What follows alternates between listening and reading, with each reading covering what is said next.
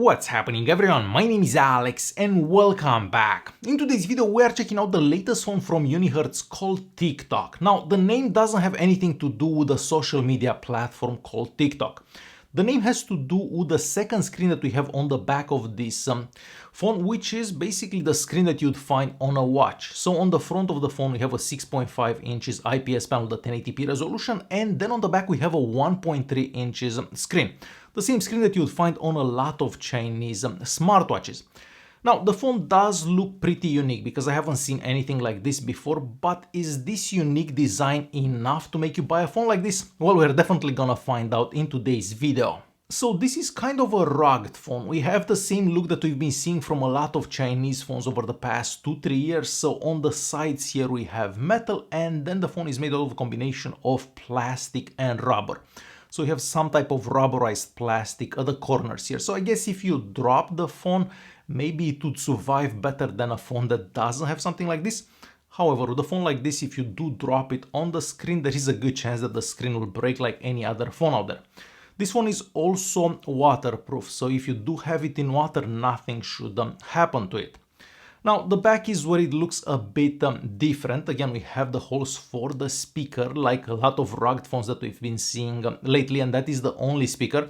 So whenever you're holding the phone like this and watching a video or something like that, the sound is kind of going away from you. The speaker does get quite loud, but it would have been nice to see this phone with two speakers at least, because it is a pretty big phone and also a pretty heavy phone. This phone weighs about 308 grams if I remember correctly. That may have to do with the fact that we have a 6000 milliamp hour battery inside. And the good thing about that battery is the fact that it keeps the phone going for quite some time. So you can get about 15 to 17 hours of screen on time on one charge, which is pretty good. Now, according to the manufacturer, the phone supports fast charging. However, for me personally, it takes about 5 hours to charge this from 0 to 100. So I wouldn't call that fast charging, but this is a pre-production model. So maybe that will change when this phone actually becomes available for purchase. But for now, the fast charging isn't that fast. On one side of the phone we have the power button and the volume keys. The power button is also a fingerprint scanner, and yes, the fingerprint scanner does work pretty good. It takes maybe half a second from the time you touch it for the screen to come on.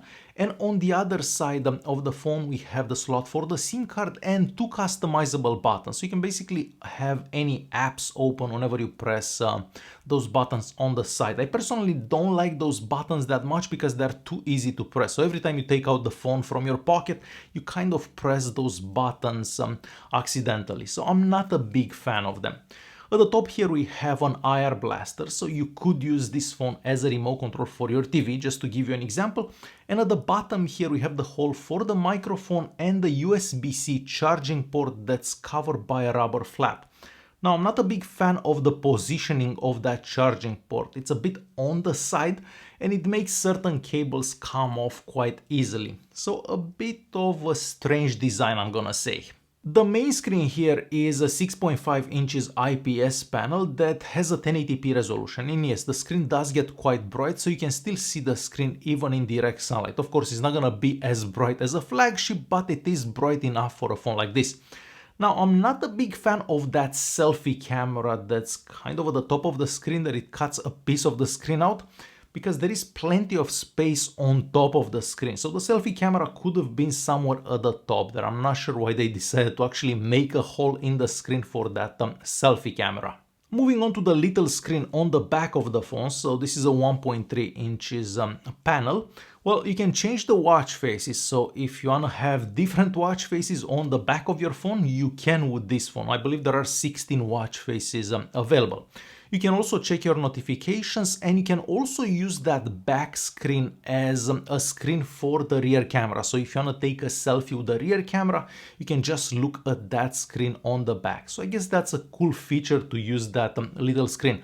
But other than that, I just don't see how this is useful, because if you're taking the phone out of your pocket to check the time, for example, or check for a notification, you already have the phone in your hand, so you might as well just check it on the main screen. You don't necessarily need to look on the back of the phone.